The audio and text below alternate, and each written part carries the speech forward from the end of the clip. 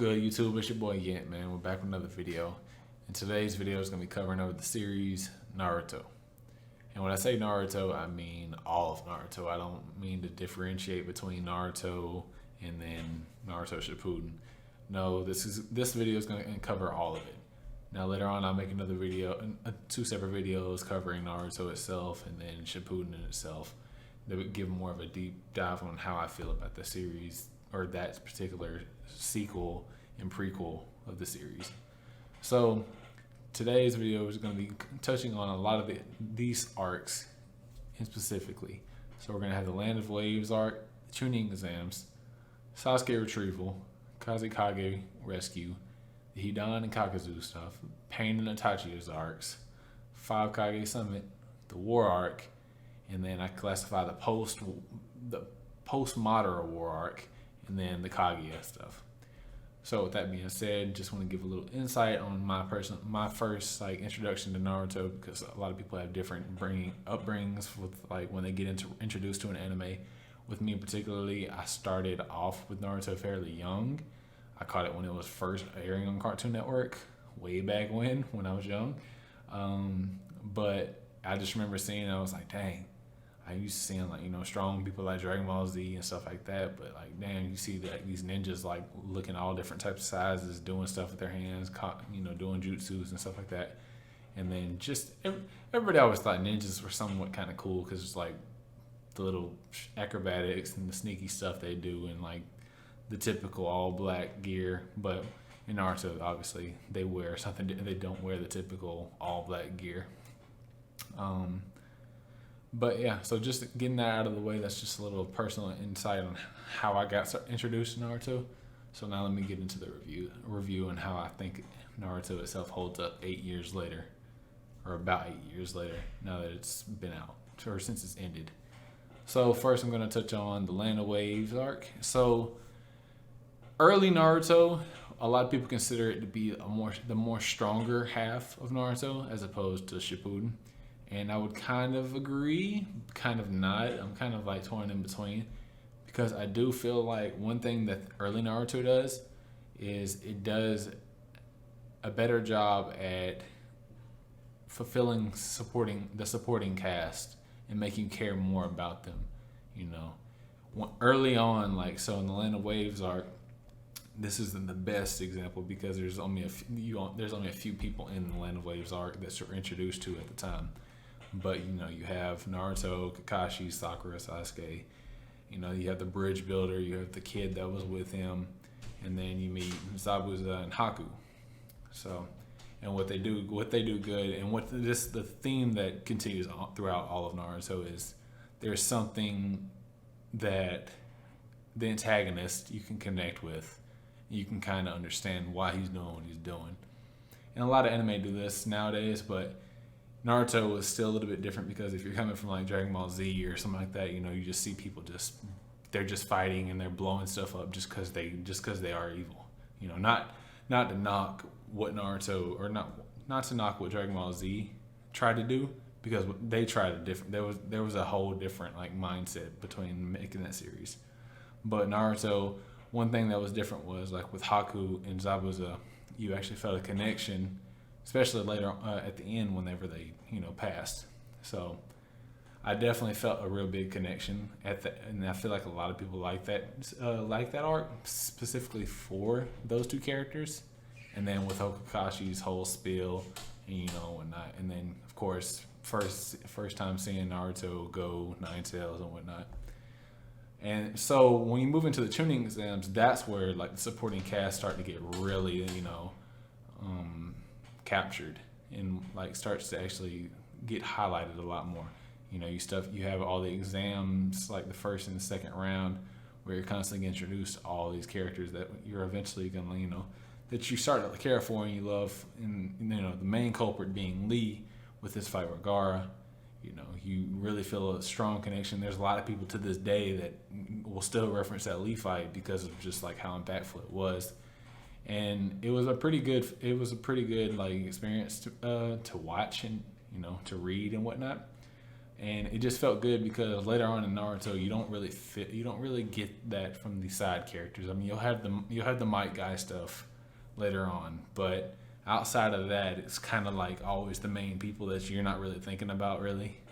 Um, Sasuke Retrieval is another one where they really did a good job of showing the other individuals, like individual other teams, other ninjas, and have them having their own little moments. And I think that is where Naruto was at its strongest early on with the supporting cast. But as far as like overall, I don't look at the early Naruto as strongly as some other people do. I enjoy it because the supporting cast are a lot better than they are later on down the line, but it just doesn't scream like this is Naruto, you know. And it's partially because some people just like prefer the more fighting and like more powers and a little bit more in depth of stuff, whereas like early Naruto was still like, you know, there was some powers, but it wasn't as flashy as Shippuden becomes, you know. But me personally, as we move on to the next like section, which is kind of like it's going straight into Shippuden with the Kazekage rescue arc. So they start this arc off with Gaara being told that he's the Kazekage and he's getting attacked by Deidara. And with this fight, you get to see the growth of Gaara as a character, and you see that he cares so much about the village that used to shun him that he will legit sacrifice himself just to make sure they're safe. And it's a very like satisfying thing to watch, but also you feel very sorry for him too, because you're like normally people, like a normal person might be like, you know, forget these people, you know, these people hated me and blah blah blah, I ain't finna sacrifice myself for them. But he made a point to, you know, grow and show them that he really cares and that he can be a better person, and that's what happened. And it's just sad that, you know, he had to sacrifice himself. Later on, we know that he, you know, gets resurrected and whatnot, so it doesn't hurt it overall too much. There's not really too much of consequence. And in Naruto, I don't really like when there's no consequence like that. I feel like I didn't like that he was brought back, but it did kind of like make sense with Granny Chiyo, you know, sacrificing herself for him.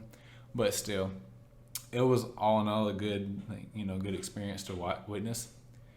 Now moving on to Hidan and Kakazu, like this is one of the first times in like all of Naruto that I actually cared about like a character like dying, and that was when Asuma died.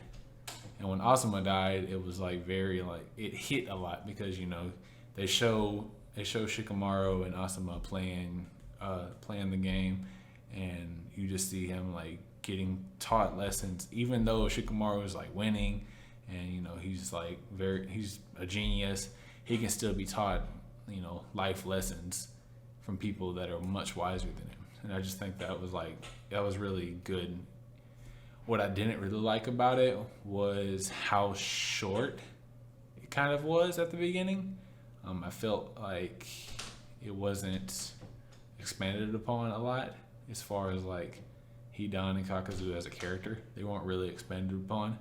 I feel like Deidara and Sasori got a lot more like exposition on like their characters. Like you actually saw like a little bit of a backstory and all the stuff like that. Whereas Hidan and Kakazu, I mean, you got a little bit of Kakazu. You're like, oh yeah, he attempted to fight the first Hokage, which that's like a meme in itself. You know, I don't want to get into that meme, but yeah, we don't really get much into them. So it kind of like they're kind of bland characters. I mean, Hidan has like, you know, a great personality because he's just like so brass and out there, but in Kakazu is like a kind of a mix between he's like, you know, this guy's like all in for the money, but then he's also really serious too at the same time. And it's just like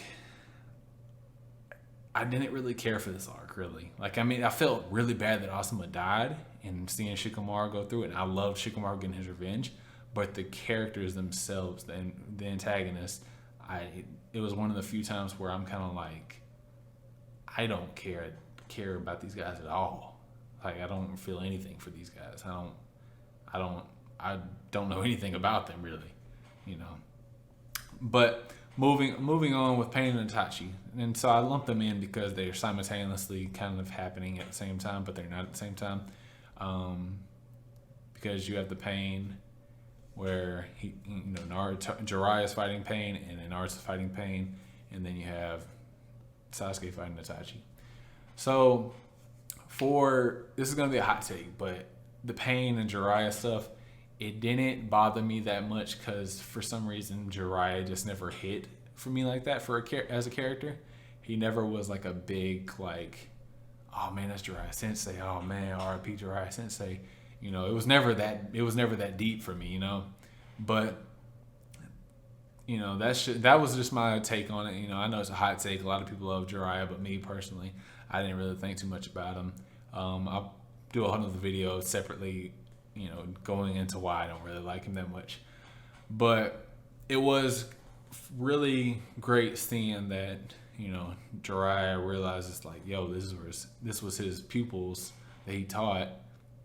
And then it's just funny that you realize, you know, like he taught Minato, he taught, you know, Pain, which is not Nagato, and then he ends up teaching Naruto. And you just see like the trend of him being, you know, a sensei to all these amazing ninja.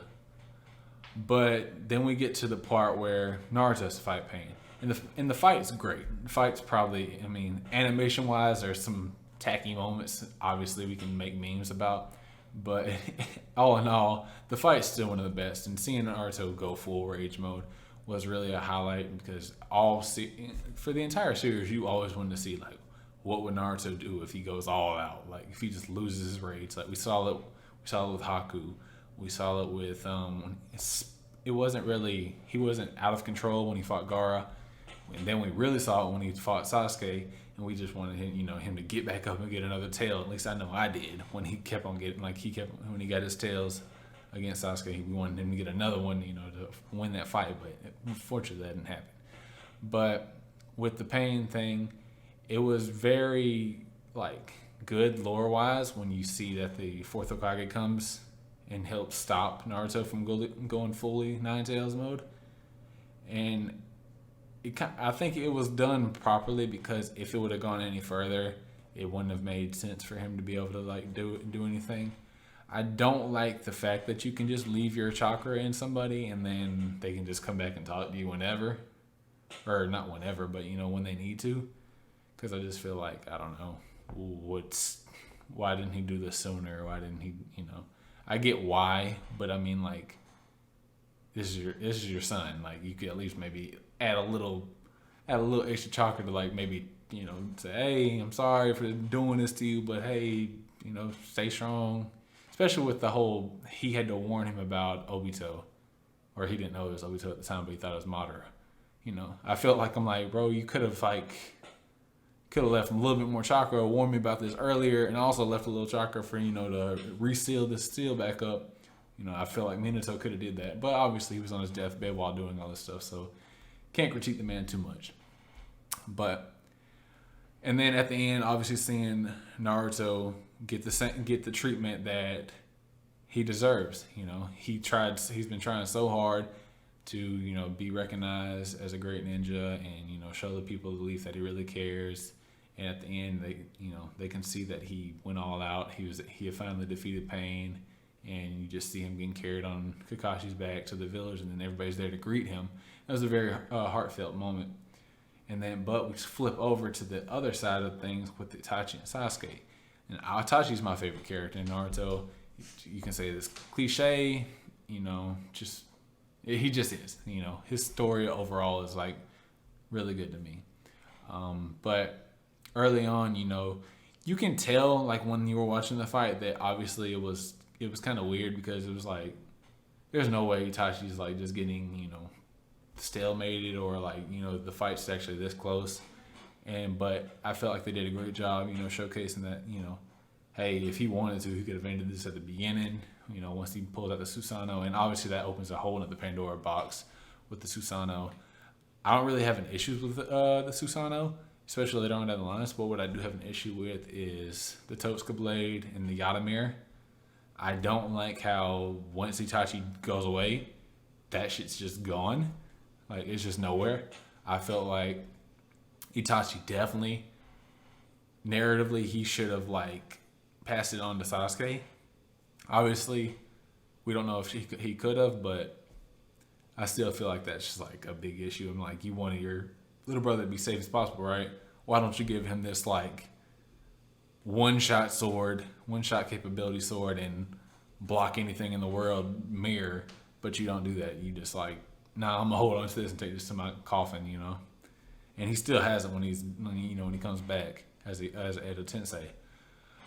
But the big revelation at the end was obviously the reveal of Itachi's real background and how he really like acted, and it was just crazy to see, like, reading it and watching it. You're just like, wow, this got to be a lie, and then you find out it's not a lie, because it's like, no, it's not. It's really what happened. Like, Obito even confirms, like, this stuff happened, and it just made you like.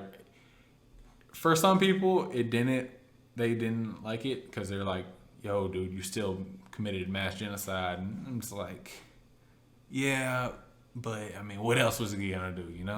It was either commit mass genocide or just die. And he was trying to think, and obviously Uchiha, they love very strongly. That's like their main weakness and strength, as well as love. So, and he chose his brother. It's poetic. It sucks too, but you're in a world of ninjas where sacrifice and struggle is just, that's the name of the game. So, but that was really great. Outside of the issues that I had with both with Minato and Itachi.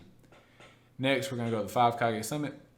Five Kage Summit is like one of my most favorite arcs, because it actually opens the world up and actually introduces a lot more world building, and lets you know, like, hey, it's not just these parts where Naruto's at.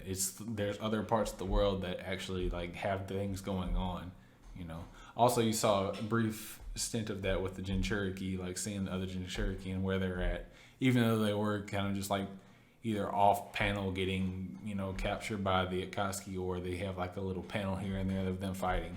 It still was like refreshing to see that the world is actually more than just where Naruto and the Hidden Leaf is. Obviously you've seen other things from the Land of Waves, but it was like, if Naruto didn't go there, you didn't know it actually existed.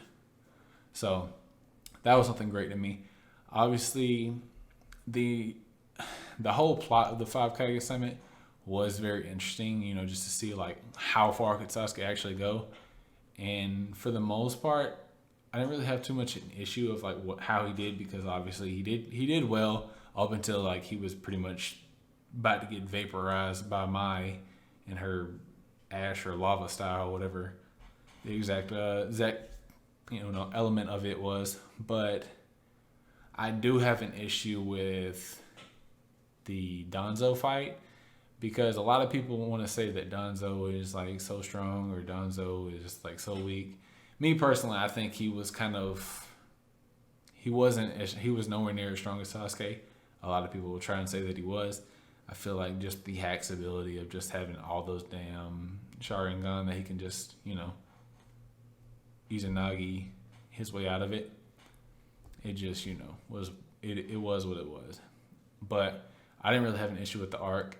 The arc was really good to me, and like I said, it's one of my most favorite arcs. So moving on to the war arc, the longest arc, and you could call the rest of Naruto the war arc, because it is all during the war. The big issue I have with the war arc is it feels very fan servicey. And that's not a bad thing, but as a story, I felt like it was kind of just like to bring everybody back so they can have fights and you can see other people. It's cool, but we didn't really get to see anything.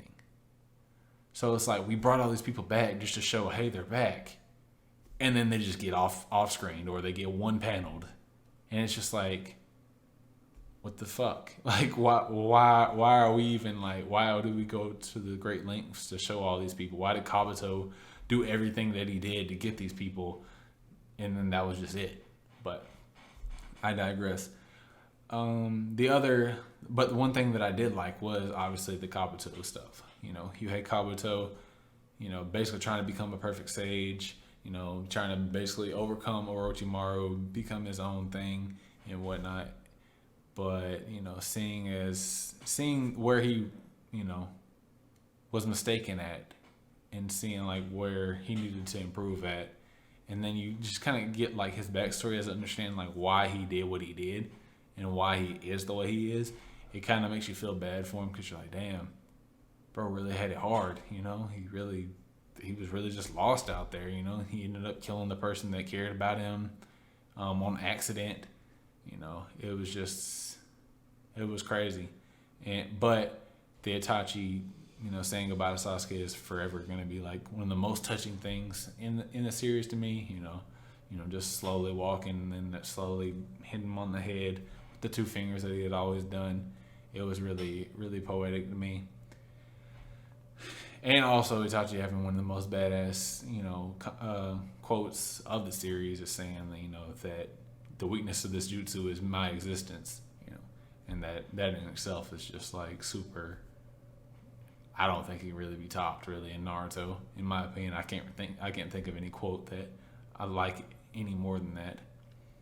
But like I said, yeah, the only real issue I had with the war arc was I just felt like we needed to see more from the people that we made a big deal of bringing back to life, you know. So post Madara. So we're gonna so obviously Madara. Everybody's seen Madara's entrance scene, him coming down, you know, 1v1000 hand to hand, you know, and then dropping the meteors down. Great sequence of events. That's perfect way to introduce somebody that's been hyped up as much as he's been hyped up, and obviously making the big reveal like, hey, this isn't the guy that we thought was Madara isn't Madara. This is Madara, and you know, the issue there. This is where the series started to go like, it's not plot holes. It's not. I don't know if you want to say retcons. I'm not going to get too deep into like what it could be. But it started really pulling stuff out of left field, you know, with Madara being like, say, blind, and he can do all his Mangekyo abilities. He can Susanoo and do all this other stuff, and it's just like it felt really weird because I'm like, bro, what's the point? What's the point of having eyes, you know? And then it really makes an issue because later on, you know, when Sasuke loses his eyes in Boruto, you're like, why can't he still do what he did? But I digress. But yeah, that's one of the big issues that I had with Madara when he came back. And then obviously you had the Obito stuff, which the Obito stuff, we've seen his flashbacks so many times that it just became very annoying sitting there paying attention to that damn same flashback over and over again. But the best thing is obviously seeing the flashback mixed in with the Kakashi fight. That was great. Especially the anime did that perfectly. You know, the transitions between the fight is just flawless. You know, you really feel a connection. You really feel like you're in the moment watching it, and it feels a lot better than when you read it. But still, Obito's motivations. Obviously, it's a big meme. He's said it that it wasn't about Rin. At the end of the day, we know it's still somewhat about Rin. Even if it's not the sole reason about Rin, it still is about Rin. So I just felt like that was just too much of a focal point, like at certain points, because I'm like, yo, you're doing all this for what? Obviously, but I get the reason why he was doing it. You know, he wanted a better world. He wanted a world so people like Rin don't die because of the ninja world. You know, he wanted to be able to control it and make the peace. And you know, you feel bad for him at the end. Obviously, later on, he has a redemption arc. The biggest issue I have with Naruto is I feel like everybody has a redemption arc or something of the sort, and I feel like sometimes it just doesn't need to be that way. Like Obito, he committed mass genocide. He helped Itachi with the genocide of the Uchiha. He killed thousands of people from fucking in the war. He had killed other people before the war. It's just like he had fucked up other villages. It's just like he needed to have that redeeming moment. But I know that with Naruto, that's just like his thing. Like, you know, his pep talks, his, you know, speeches that he like changes people around and whatnot. But regardless, that's how it went. I didn't, like I said, I didn't really like it. I really wish he would he would just been defeated like a villain and died like a villain. But obviously, we wouldn't have got the stuff we did later on. Obviously, with the God Tree and Madara, trying to become the sage, it was fine if it would ended right there. But obviously, we have to talk about the big elephant in the room, and that's the Kaguya stuff. I will be in the majority of saying the Kaguya stuff was just stupid. It was unnecessary. It was by far the worst decision that you could do. But if they already had the mindset for Boruto, then it makes sense why they had to end it the way they did. But I'll go into that in another video as to why maybe that potentially is like a good thing as to why Kaguya was introduced when she was introduced. But still, I felt like she was very incompetent compared to how she should have been. But, it is what it is. I don't really have too much to say about Kaguya as just that I don't really like the implementation of her, but I understand why her implementation is actually genius when you think about it. But this video is running long, so I'm going to go ahead and get into the last part. And that's just basically just ranking on how I think the video is, or the series as itself is. And I would say if I really had to judge on a scale of 1 to 10, I'd give Naruto as a whole, at least about a 7. So a 7 would be where I'd be like, yeah, this is where I'll put this, But I love the series.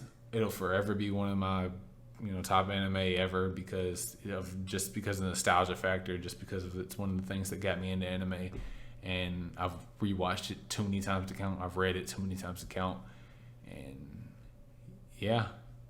So if you guys like the video, comment, subscribe. If you want to drop a comment, say what you think about the Naruto series. Do you like it?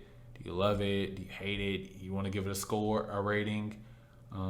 Tell me if my video was trash. Tell me if my rating was trash. Just anything. Any type of feedback's always appreciated. But all right, guys, I appreciate y'all. Have a good day. Peace.